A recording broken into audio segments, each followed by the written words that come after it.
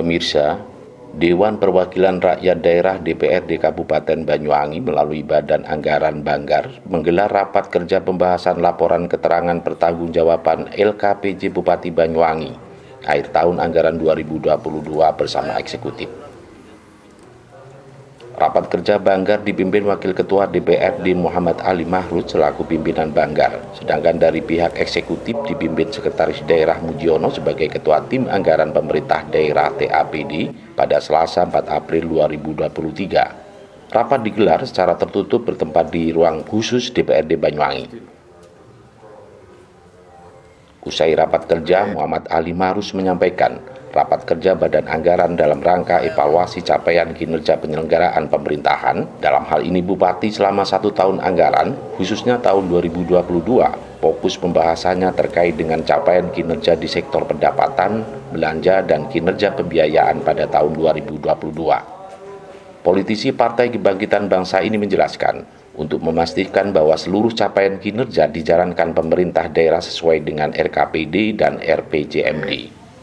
Pembahasan LKPJ tahun 2022 diawali di tingkat komisi bersama masing-masing SKPD mitra kerja, dan selanjutnya hasil rapat di tingkat komisi dibahas kembali dalam forum rapat kerja Badan Anggaran dalam rapat Banggar. Mahrud menyampaikan ada banyak hal yang disoroti. Pertama, menyangkut urusan pendidikan terkait dengan tingginya angka anak putus sekolah, urusan pertanian khususnya kelangkaan pupuk bersubsidi, maraknya kekerasan seksual, termasuk juga dengan bagi hasil dan royalti PT BSI. Lebih jauh, Mahrud juga menambahkan dari hasil evaluasi rapat, eksekutif diharapkan dapat mengambil peran yang lebih signifikan dalam rangka mengambil solusi-solusi terbaik terkait dengan beberapa persoalan yang menjadi sorotan Dewan, sehingga kinerja yang kurang baik dari perangkat daerah pada tahun 2022 lalu dapat ditingkatkan pada tahun 2023 tahun ini. Secara umum, pembahasan laporan keterangan pertanggungjawaban LKPJ Bupati Banyuwangi akhir tahun anggaran 2022 bersama eksekutif ini, Dewan mengapresiasinya lantaran rata-rata capaian kinerjanya mulai dari pendapatan maupun belanja di atas 90%. Meski tidak dipungkiri, masih ada pula capaian kinerja eksekutif yang hanya di bawah 90%, yakni terkait dengan belanja modal urusan tanah dan belanja hibah. Ya, banyaknya masyarakat petani kita yang mempertanyakan kelangkaan pupuk, sehingga tadi juga menjadi konsen bahasan bagaimana di tahun 2023 ini teman-teman eksekutif khususnya bisa mengambil peran yang lebih signifikan dalam rangka mengambil solusi-solusi terkait dengan kelangkaan. Termasuk juga tadi ada yang mempertanyakan terkait dengan bagi hasil dan juga royalti PT BSI yang nanti akan kita tindak lanjuti lebih lanjut dalam pembahasan khusus. Termasuk menyangkut urusan kekerasan seksual anak. Ini menjadi konsentrasi kita, bagaimana harus betul-betul diantisipasi sejak dini.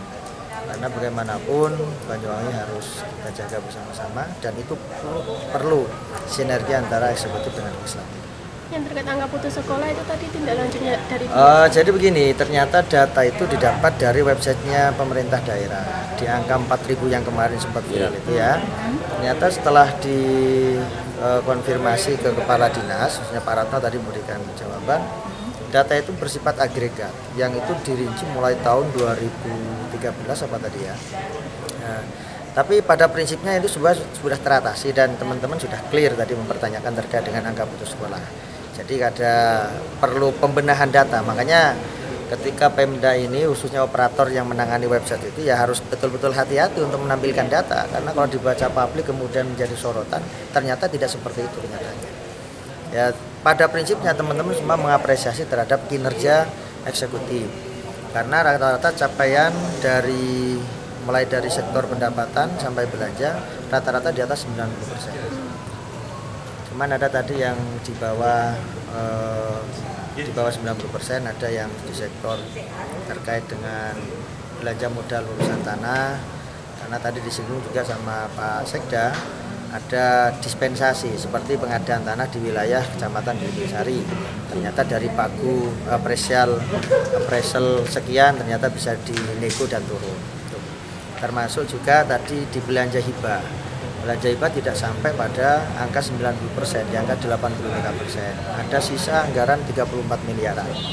Nah, di situ ya karena faktor yang tidak terverifikasi, karena menyangkut hibah ini kan urusan proposal, ada yang tidak sesuai dengan ketentuan untuk diberi hibah gitu. Sementara itu, ditemui terpisah Sekretaris Daerah Mujiono menyampaikan ucapan terima kasihnya atas saran, pendapat maupun masukan Badan Anggaran DPRD terhadap LKPJ akhir tahun anggaran 2022. Menurut Muji, apa yang sudah dilakukan pemerintah selama ini merupakan upaya maksimal yang mesti tetap ditingkatkan agar apa yang menjadi harapan masyarakat serta program kerja pemerintahan yang sudah dilakukan lebih bisa menjadi nilai manfaat lebih luas bagi masyarakat Banyuwangi. Dari teman-teman Banggar, komisi-komisi atas saran masukan.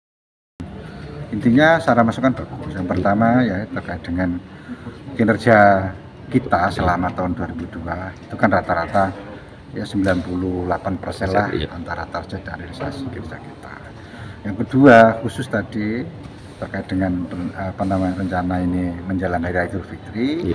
Salah satunya dibutuhkan masyarakat luar kota dan di dalam kota ini kan terutama infrastruktur jalan. Infrastruktur jalan ini diharapkan jangan sampai ada jalan yang berlubang. Kami sudah menindaklanjuti dengan jalan pemilihan rutin kan saat ini sudah jalan bersama. 4 UPTD Banyuwangi, UPTD Genteng, UPTD Boko Jambi dan Bangurjo itu sudah jalan masif. Ya, untuk yang sifatnya kerusakan ringan dan saat ini masih berjalan. Kami harapkan H-7 ini kami harapkan bisa selesai total untuk yang jalan-jalan yang sifatnya ringan. Kemudian yang kedua ada kegiatan-kegiatan yang sifatnya pemeliharaan jalan yang rusak sedang atau berat. Ini juga kita harapkan dalam minggu ini sudah lakukan katalog dan insya Allah nanti beberapa titik harapan kami tadi contohnya Serono Sumbersari itu kan juga termasuk kategori rusak berat. Ini masuk berkala, sudah ada anggarannya, ya tinggal menjalankan dalam minggu depan. Itu kalau dijalankan ya 4 hari selesai, kalau ini kan cepat itu.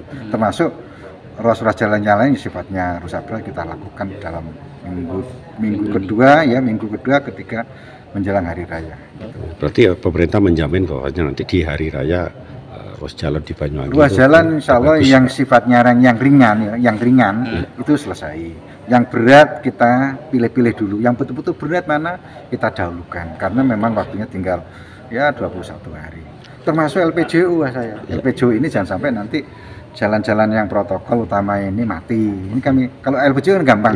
Mati ganti kan itu. Sifatnya kan masih bisa percepatan. Termasuk keindahan taman ini segera dilakukan untuk rempesan-rempesan. Kemudian termasuk di dalamnya terkait dengan untuk antisipasi nanti hari raya ya karena banyak orang yang datang, kebersihan, sampah plastik, termasuk penataan. Dari Banyuwangi, Jawa Timur, Tim Liputan Banyuwangi 1 TV melaporkan.